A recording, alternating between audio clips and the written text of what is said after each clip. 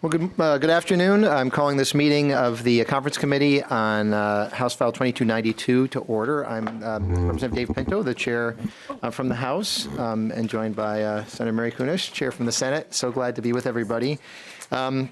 This is, I'll have just a couple of remarks, just kind of set the stage here. It's a little bit of an unusual conference committee in that House File 2292 contains the early learning provisions that passed through the House.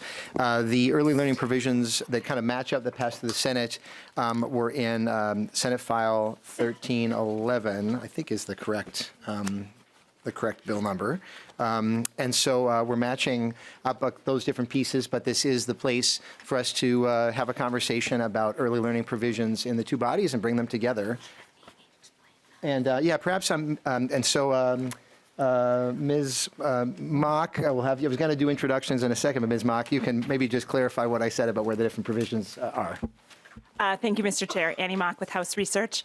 We're actually matching up with two Senate files. One is House File 1311, the second engrossment. The other is the unofficial engrossment of House File 2497.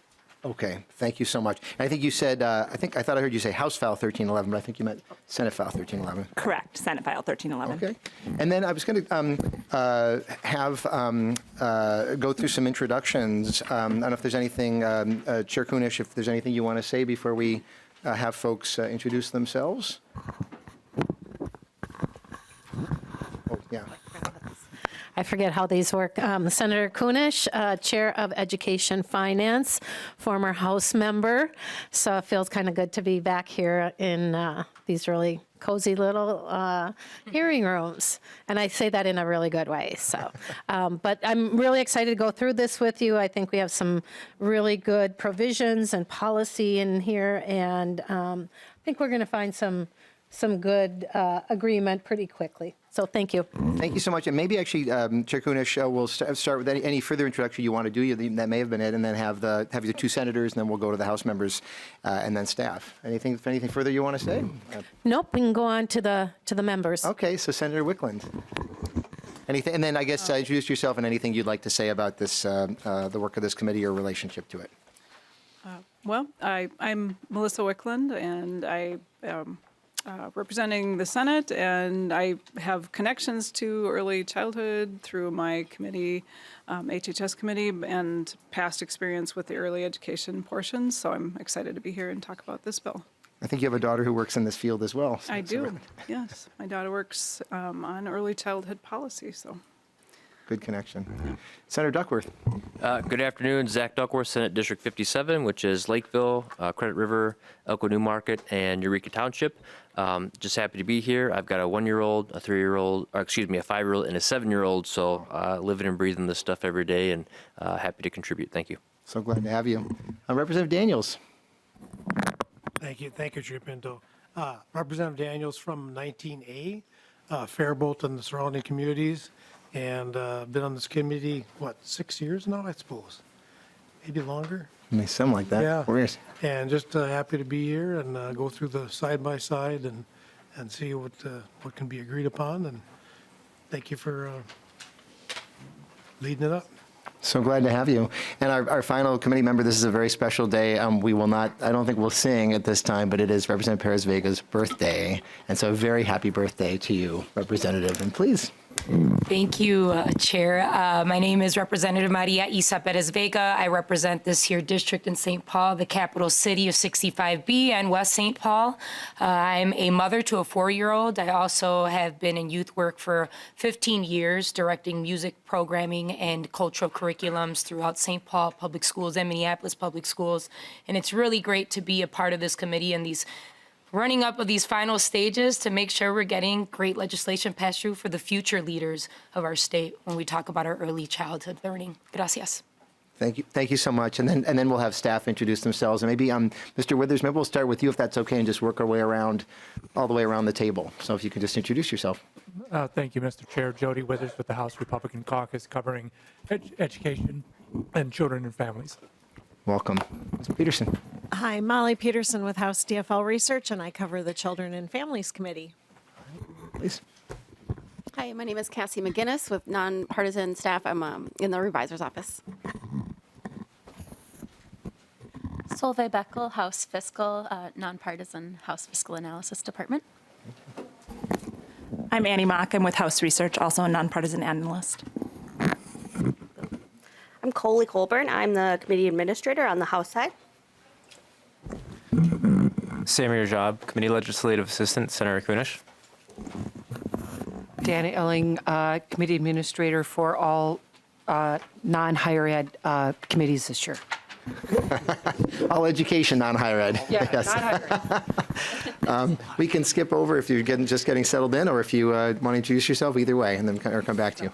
Yeah, we're just introducing ourselves. Anne-Marie Lewis, nonpartisan counsel to the education committees. Welcome. Ryan Majerus, Senate DFL Research. Ed Cook, I'm on staff with the Senate Republican Caucus. Welcome. Good. I'm so glad everybody with us. So the plan, as folks will see, that Chair Kunesh and I had worked out, is just to do a walkthrough of the spreadsheet and then see how far we can get to the side-by-sides. This is not, shouldn't be too complicated, but I've been surprised that we walk through this. Sometimes it does take a little bit of time. And so I think we'll turn to Senate, to our fiscal staff, unless Chair Kunesh has anything else. Nope. Okay, so then to have you all walk us through, there's a spreadsheet members of the public should have as well, and just to walk us through the differences between the House and the Senate in each of the areas. So this one-page, two-sided document. And so please proceed. Mr. Chair, Solveig Beckel, House Fiscal. Maybe we could just wait 2-3 minutes until the Senate fiscal staff is also present. Understood. Okay, yes, I had missed that. Okay. Oh, Thank you. Otherwise, I can do it. okay. And could you mind introducing you? That's okay. And actually, yeah, please introduce yourself. Betsy Joseph, nonpartisan analyst of the Senate. Okay. And let me ask Ms. Elliott, we're saying that, and here we go. Yeah, no problem. Hi. No problem. Get yourself settled in, and that's just fine. We were just about to start walking through the spreadsheet. And once you feel comfortable and settled in and doing that, or maybe it looks like Ms. Beckel may be starting. So, yeah, please. Mr. Chair, yes, I can start, and then my counterpart will take over about halfway through the spreadsheet. So the spreadsheet in front of you should say in the upper right-hand corner, updated 4/27/2023 with a 7:13 a.m. timestamp. And I just want to go over briefly how to read this spreadsheet. So looking at the columns, there's the line number followed by the program. These are change items only, so this does not include base funding. These are increases over base only. Then columns A through F are the House proposals, where columns G through L are the Senate proposals.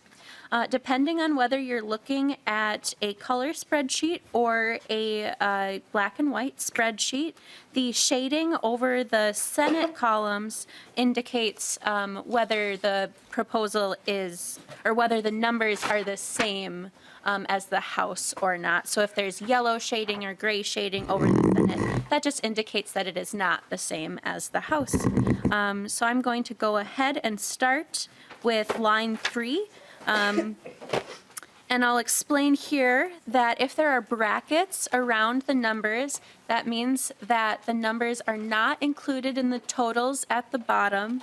And the brackets just show that the item is related to early education, but it is not being tracked in this early education spending here. It's being tracked in the K through 12 budget.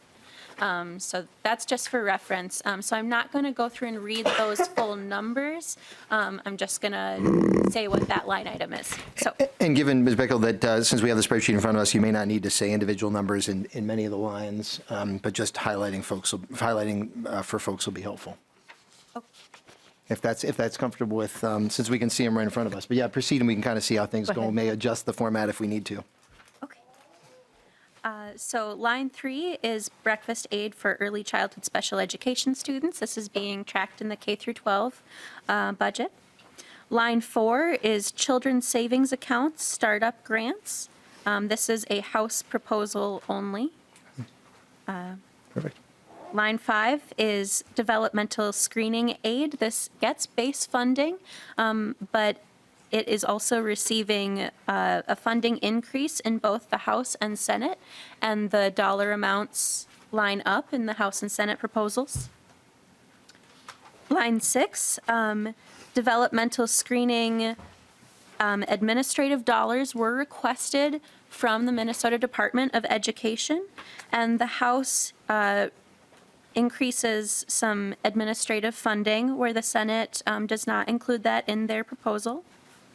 Line 7, early childhood family education support staff funding was requested, and both the House and Senate provide this, though at different levels of funding. And the House provides this in the early education article, whereas the Senate provided this in the state agencies article of House File 2497, the first unofficial engrossment. So those were just placed slightly differently, but the proposal is the same, though the funding amounts are different. Line 8, early education curriculum grant. This would be to the Office of Higher Education for curriculum for early education teachers. This is a House-only proposal. Line 9, this is an early childhood teacher shortage funding. This is a proposal that was funded by both the House and Senate, but the Senate has funding for this item in the tails and ongoing. Line 10, early learning scholarships increase. This is funded by both the House and Senate at very comparable amounts, and both the House and Senate transfer these funds to the Special Revenue Fund, which is pre-existing. So how the funds are typically gone, they are appropriated from the general fund and transferred to the Special Revenue Fund, so they do not cancel like a typical general fund appropriation would at the end of the biennium. Line 11, English Learner Aid for early childhood special education students. As you can see, this line is in brackets, so it relates to early education, but it's being tracked in the K through 12 budget. Line 12, the Executive Function Curriculum Grant. This is a House-only item, so the Senate does not carry this. And line 13, I will let my Senate counterpart, Ms. Hofer, explain the rest. Great, Ms. Holfer. Thank you, Mr. Chair and committee members. So on line 13, there was a budget jurisdiction difference here between the House and the Senate. So in the House, the formula allowance increase, the amount that was attributable to the early childhood family education program was carried as part of the sub-target for early education, while in the House, or I'm sorry, in the Senate, all of the formula allowance increase was attributable to the K-12 education target. So as a result, you can see the difference there. In the House, it's $5.5 million carried in 24 and 25 and $10.7 million in the tails, and that's additive within the total here, while in the Senate, the $7.2 million and $10.8 million in the tails are bracketed as those are part of the K-12 target. So that'll be something that will need to be figured out. And Ms. Holfer, if you can introduce yourself, I don't think we'd had you do that. Yes, I apologize. Mr. Chair and committee members, my name is Jenna Hofer. I am the nonpartisan fiscal analyst for the education committees in the Senate. Thank you. Okay, thank you. Who will be handling line 14? And I should say, too, if there are questions the members have, we're really just going through to understand. Please raise your hand or alert. But otherwise, who's taking line 14? Okay, Ms. Holfer. Yes, thank you, Mr. Chair. You're sticking with me for this one. Okay. So I'll be going through the remainder of the spreadsheet here. So line 14 is similar in the House and the Senate. Both would provide an increase for the Grow Your Own Early Educators. So in the House and Senate, both of these transfer the funds to the Special Revenue Fund, which again is an existing account. The House does have some additional language that goes with their $6 million in the fiscal year 24-25 biennium. The Senate's $3 million per biennium is a rider on the larger Grow Your Own appropriation, so another slight difference there. On line 15 is a Senate-only provision that would provide $20 million per biennium for an increase to the Head Start program. Line 16 is a House-only provision that would provide $10 million for Head Start, but this, unlike the Senate provision, would be for infrastructure only, whereas the Senate is available for both operations and infrastructure. On line 17 is another House-only provision. This would be an increase to the kindergarten readiness assessment appropriation of $2.5 million in the first biennium and $3.5 million in the tails. On line 18 is the same between the House and the Senate. Both would provide $500,000 in the first biennium for the Learning with Music Early Childhood Educators program. On line 19 is a House-only provision that would provide $200,000 in the first biennium to the Metro Deaf School for Early Childhood Special Education Services. On line 20, this is the Parent-Child Plus program. Both the House and Senate propose increasing funding for this program by $1.8 million in the first biennium, but only the Senate would continue that increase through the tails at $1.8 million. Line 21 through line 31 are all related to the pre-kindergarten program. And again, there's another slight jurisdictional difference here. So you'll see on line 22, both the House and the Senate would provide funding for administrative and IT costs related to the pre-kindergarten program. In the House, this is carried as part of the early education target. In the Senate, this is carried in the state agency's article.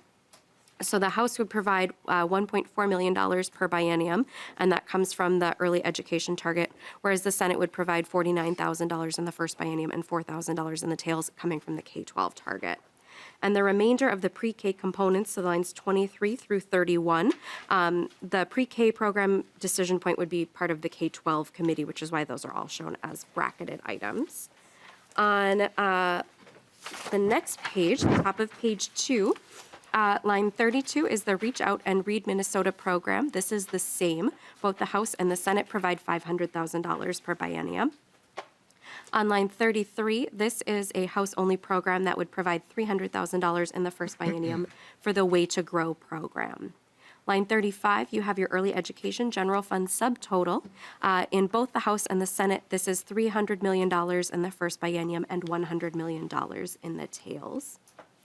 And then I'll just note, the next section is the special revenue fund.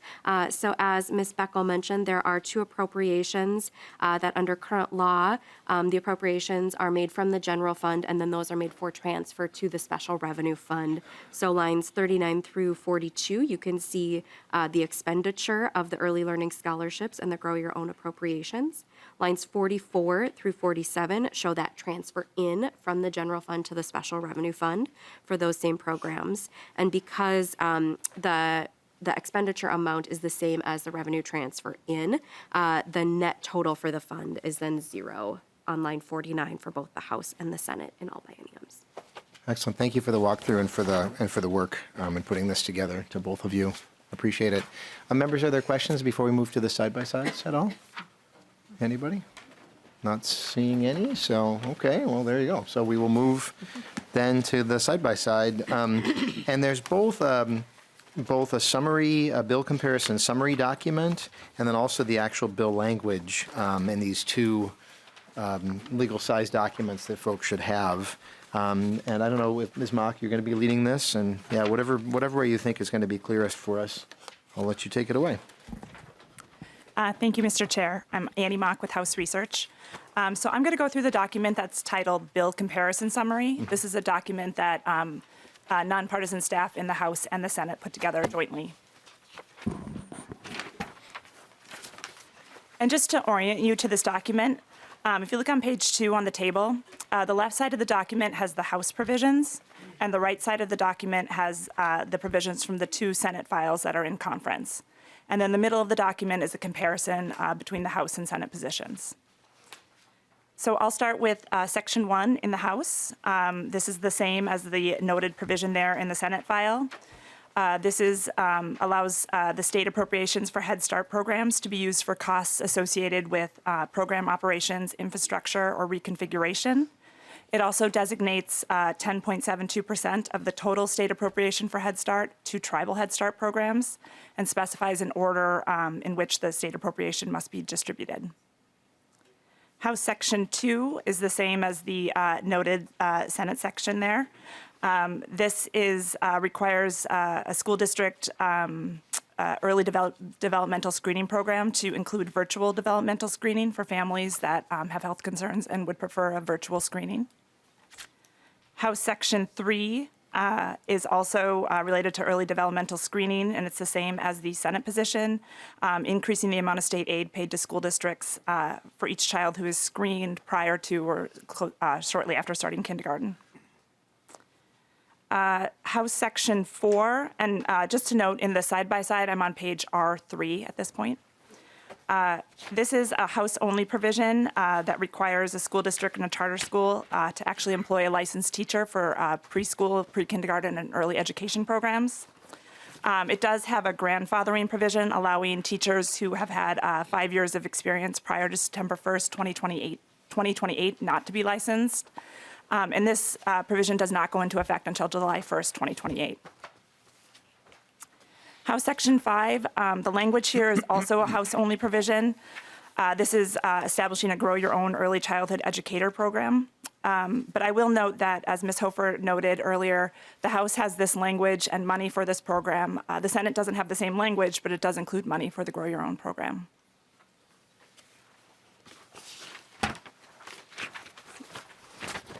House Section 6, and I'm on page R5 of the side-by-side.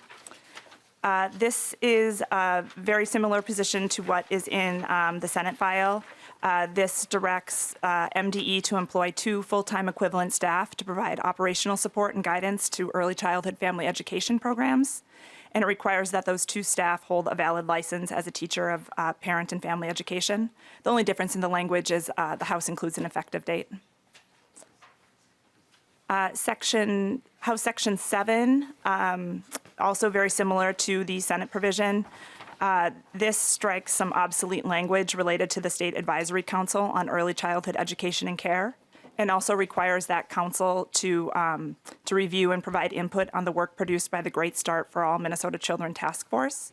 And there's just very minor differences between the House and the Senate in wording around the term school ready. House Section 8, which is at the bottom of page R8 in the side-by-side. This is a House-only provision requiring MDE to implement a kindergarten entry assessment of all incoming kindergartners.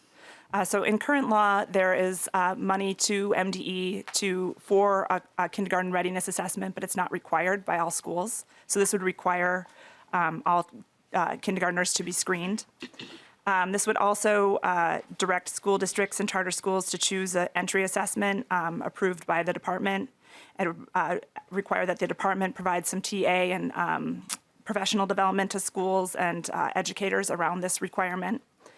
It also requires schools to report back to MDE on the assessment results. And there's a 3-year phase-in period for this requirement. So schools and charter schools would have to be in compliance for the 2025-2026 school year. House Section 9. So House Section 9 is being compared to 2 sections, one in each of the Senate bills in conference. So I'll go over what's the same in all of the sections first. So both the House and the Senate provide that families that have a child who is referred in need of child protective services or placed in foster care are eligible for scholarships regardless of the family's income level. And both the House and the Senate change a child's eligibility for scholarships to include all children from birth through age 4. So what's different between the House and the Senate is that the House sets eligibility for scholarships at income equal to or less than 47% of state median income, which is the at-application amount for the basic sliding fee program in CCAP. And the Senate sets eligibility at 200% of the federal poverty level. And just under current law, eligibility is set at 185% of current law. 185% of the federal poverty level. The other difference between the House and the Senate positions is that the House has this language going into effect July 1st of 2024.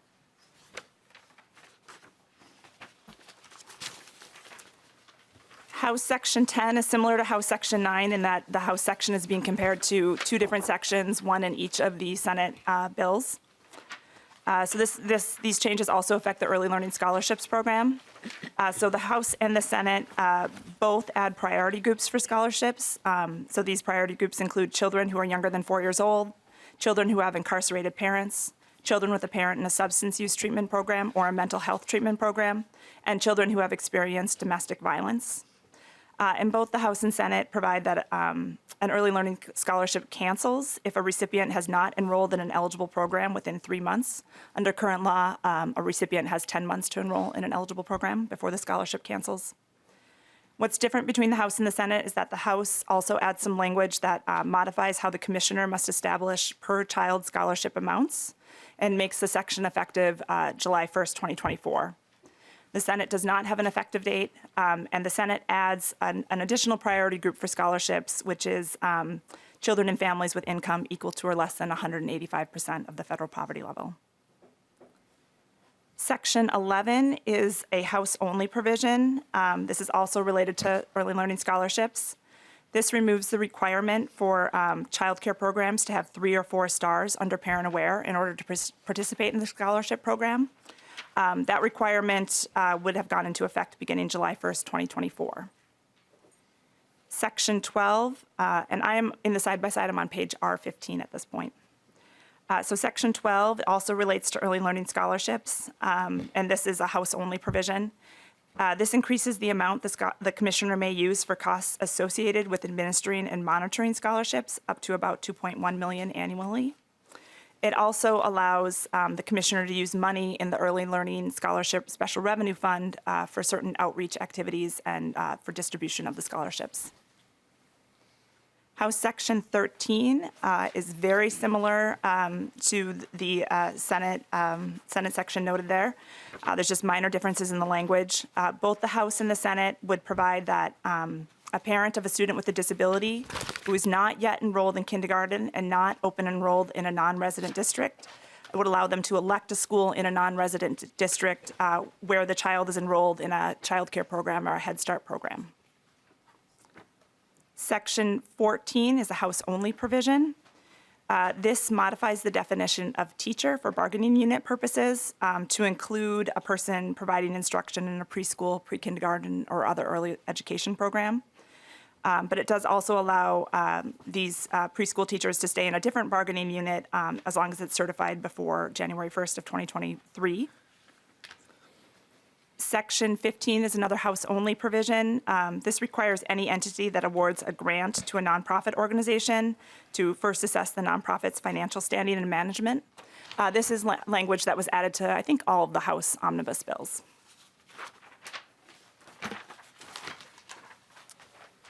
Section 16 is additional House-only language, just providing that if an appropriation or transfer in the bill is enacted more than once during the session, that it will only take effect once. Section 17 are the appropriations for the Department of Education, and they correspond to the appropriations in the first unofficial engrossment of House File 2497 in Article 8, Section 7. And those are what Ms. Beckel and Ms. Hofer walked through. And then finally, Section 18 is another House-only provision appropriating $250,000 in each of fiscal years 24 and 25 to the Office of Higher Education for competitive grants to post-secondary institutions to modify early childhood curriculum. And that is the bill, Mr. Chair. Thank you so much. Well, first, are there member questions about anything went through? Senator Duckworth. Thank you, Mr. Chair. Just a couple of questions, if it's okay. Yeah. And I'm working off of this document just for everybody's reference, if that's okay. And you're holding up the side-by-side with the actual bill language. Yes, thank you. Then I'm on page 2, section 4. It talks about that licensure requirement. Just curious what the context is behind that and just kind of why it's there. And He's working. Yeah, I think you are working off the comparison document. Okay. Yeah, well, I think I think right now we're just working on, Senator Duckworth, just going through kind of understanding some of the details. So that was a provision that came out of a proposal from Representative Hill, I believe. Ms. Mock, can you just confirm, maybe just provide Senator Duckworth with the bill number if we happen to have that. I think we're talking about Section 4 of the House bill, one that does not have a comparable provision in the Senate bill, with the title Pre-Kindergarten, School Readiness, Preschool, and Early Education Programs, licensure requirement. Am I right about that, Correct. Senator Duckworth? Yes, Yeah. Yes, Mr. Chair. And so, Ms. Mock, if you can just provide the background on that. Yes, Mr. Chair, that was a bill carried by Representative Hill, and it's House File 2281. Good.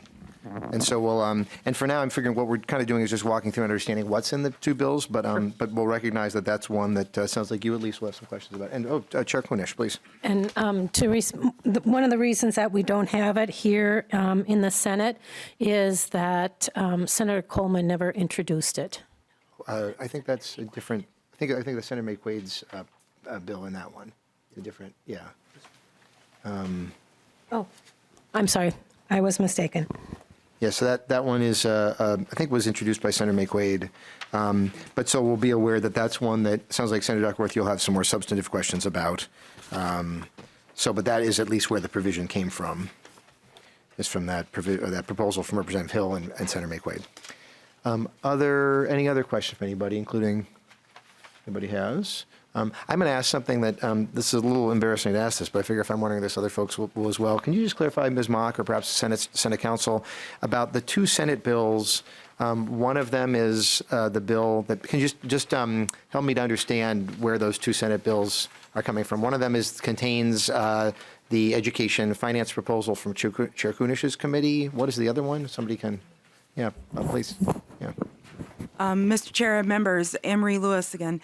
The Senate has did a different structure with their bills. So we have the Education Policy Committee as well as the Education Finance Committee. And so both committees had their own separate omnibus bills. So that's how there's two different bills. And in some cases, there were provisions in the, because we have a education policy committee as well, but it sounds like some of the provisions that came through that policy committee, I see. So that's where those two bills are coming from then. Okay, that's helpful. Thank you. Yeah. Other questions, Senator Duckworth? Thank you, Mr. Chair. When it's appropriate, I would just have a couple of questions regarding the provision, Section 8, which is on page 4, the kindergarten entry assessment. Yeah. I don't want to take us off topic if now's not the appropriate time, but just a couple of questions about that whenever we get around to those. Well, I think questions regarding sort of what's in the bill and questions that council can answer and House Research now is definitely appropriate time. Okay. So, yeah, you want to start firing away and we'll see if we can do it or not. That. Yeah. I'm obviously seeing it for the first time since it's in the House provision. It seems fairly reasonable. Just wondering maybe how it came about and what sort of testimony maybe was offered, and if there's a cost associated with this as well. And this, I believe, is the proposal that Senator Coleman was possibly going to be the author for. But in any case, this was a proposal from Representative Clardy in the House. Maybe Ms. Mock, if you can provide, if you have that information, to at least get that on record first. Thank you, Mr. Chair. Yes, this is a proposal brought by Representative Clardy. Okay. And do you happen to know the bill number? I don't. Okay, no problem. We're going to get that. House File 1806. Thank you, Ms. Colburn. House File 1806. And Senator Duckworth, it does have a cost. I guess fiscal staff can confirm this, but I believe it's on line 17 of the spreadsheet. Ms. Beckel or Ms. Holfer, I think I'm getting that correct. I can see some nodding from staff. And maybe, and Ms. Mock, you may be the right person to answer this. I believe that there's currently funding that goes for a voluntary kindergarten entry assessment of $280,000. If you, Ms. Mock, just provide a little bit of background on this, if you can. Thank you, Mr. Chair. Yes, under current law, schools may choose to provide a kindergarten entry assessment, and there is $281,000 annually in the base for that provision. And this proposal, then, Ms. Mock, could you just talk a little more of the detail about the proposal as it's in the House bill? Yes, thank you, Mr. Chair. So the proposal that's in the House bill would require that schools provide a kindergarten entry assessment to kindergartners. As I noted when I went through the walkthrough, it also would require that schools then share the results of that assessment back with MDE. It would also require that the department determine sort of what sort of entry or assessment tools could be used by the schools and provide TA and professional development to schools and educators on the use of those tools and the assessment. And it is also a 3-year implementation phase. So not all schools would have to be in compliance with this requirement until the 2025-2026 school year. And I believe, Ms. Mock, you can help me with this. It's both a retrospective assessment, kind of saying what experiences did kids have in different settings, pre-K, in school-based settings, child care center, family child care, whatever, assessing that, but then also prospective as a way to establish a base in kindergarten to then have a comparison in third grade. Ms. Mock, can you just? Mr. Chair, that is my understanding from MDE, although I will note that that's not explicitly in the language in the bill. And we can maybe see if Senator Duckworth, if you like, it's possible somebody from MDE is available to provide more information on that here. If not, Ms. Morse, are you, or do you have somebody else who could possibly shed any further light on that? If you're not quite available for that, that's okay, but. Okay, oh, I did not hear the question, no problem. It had to do with the kindergarten entry assessment and kind of how the language would be used. Maybe I'll let Senator Duckworth formulate his own question at this point if you have something further about the kindergarten entry assessment. No, honestly, Mr. Chair, I was just curious where it came from, and I'll tell you why briefly. Yeah, please. I was on a school board a few years ago and would visit schools, and I remember very specifically a principal communicating to us that he essentially said, kids show up to our school at the kindergarten level, and there's where they are on the spectrum of readiness for classroom instruction would probably blow your mind. Some with almost zero preparedness, and others with some. And so that's why this caught my attention, as I can see the usefulness of the provision, I guess, is what I'm saying, and interested to learn more about it. So thank you. That's great. Yeah, good. Yeah.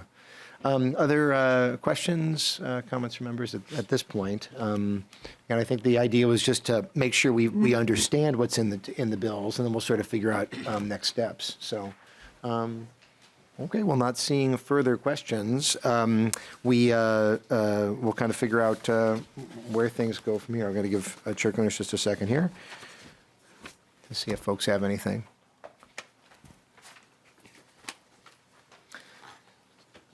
And so, Madam Chair, any questions that you have or comments you want to make? It looks like we've kind of cleared out the questions that folks may have at this time. We were expecting this to be a relatively short meeting to just get ourselves oriented and kind of see where things go. But Chair Kunesh.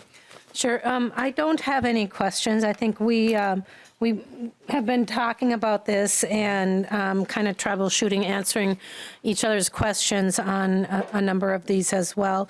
So I feel pretty well informed on it. And as Chair Pinto said, today was mostly just to introduce us to this very, very small little omnibus bill that we will be putting forward here. But as you take some time, perhaps, to look through the side-by-side document that we didn't go through, that has more of the in-depth details. If you have any questions or thoughts or ideas or suggestions, please let us know just as soon as possible. We could move through this pretty quickly, which is our hope to get it off our to-do list. And so I think that we will probably be scheduling within the next 2 days to finish this up and come to some kind of an agreement. So I would ask you to do a little bit of review of this and see if there's anything that causes you any thoughts or ideas, and then we will continue to move on from there. One thing I think I'll ask our fiscal staff to comment on, if you can, is the degree to which final decisions on our bill will connect with final decisions on the education finance bill being led by Chairs Kunesh and Joachim. Because I think there's a few lines here where we sort of need to know what decision is being made on the formula before we can finalize decisions in our budget. But if you could just, Ms. Beckel or Ms. Hofer, comment on that. Ms. Beckel, we'll try you first, if that's okay. Mr. Chair and members, Solveig Beckel, House Fiscal. Yes, there are some jurisdictional items that you will certainly have to first decide what target they are coming out of, and then once that is decided, if there are items that are linked to the formula that are going to be coming out of this target, you will have to wait for formula decisions to be made before you know exactly the dollar amount that you can use in this omnibus. Can I ask? It looks like the two areas where there's separation in targets are lines 13 and 22 on the spreadsheet. Line 13, the formula allowance free CFE increase, and the second one being the pre-K admin and minute costs. Those are correct, Ms. Beckel? That's correct. Okay. Only line 13 is tied to the formula, but line 22 it is related to pre-K. Well, line, and I know in the House, there's a proposal to expand the number of pre-K slots, and the Senate does not contain that increase. Presumably that difference would impact line 22, correct, Ms. Beckel, Ms. Hofer? Ms. Hofer, maybe we'll start with either way. Mr. Chair, that may be more of a policy decision for you and the chair. Oh, right. So these are, so is it, I guess what I'm wondering is in terms of how decisions over there may impact this budget. Sounds like at the very least line 13 and then possibly line 22. Ms. Hofer, any other comment on any of this? Mr. Chair and members, so the pre-kindergarten proposal, both the House and the Senate propose increasing the number of seats for fiscal year 2024 and later. However, the number of seats differs between the two bills. So as a result, there would be different administrative costs for that, depending, in part on the number of seats and how the program is structured. So I would say that would be, a K-12 budget decision to make on the pre-K program itself. And I think maybe it's for the chairs to kind of work out, between themselves, possibly with assistance from fiscal, on whether or not the formula allowance increase, the whole package of that and the whole package of pre-K travels together in the K-12 budget, or if these two subparts that are, somewhat related to early childhood education, the early childhood family education aid and the pre-K admin, if those would be split off and come from the early education target. Okay. So some decisions to make. But those are the only two lines that have that link. Okay. Okay, at the moment, okay. Because that may be a reason then that we may be able to reach a number of decisions quickly, but it may need to be that we need to hold this committee open depending on what happens with that, just if that makes sense to folks. And so as Chair Kunesh, I don't know if anybody else said anything, Representative President, no. As Chair Kunesh said, I think we're hoping to, expecting to get back together within a couple days. And what I would think at that point, try to adopt a number of provisions, if at all possible, to get things going for staff. And so we do, we'll appreciate folks, members being, kind of working on this over the next couple days. Anything else from anybody, Chair Kunesh, or any members? Okay, well, short and sweet, and we really appreciate everyone's work. Let's work on it in the next couple days, and look for another notice. And with that, our meeting is adjourned.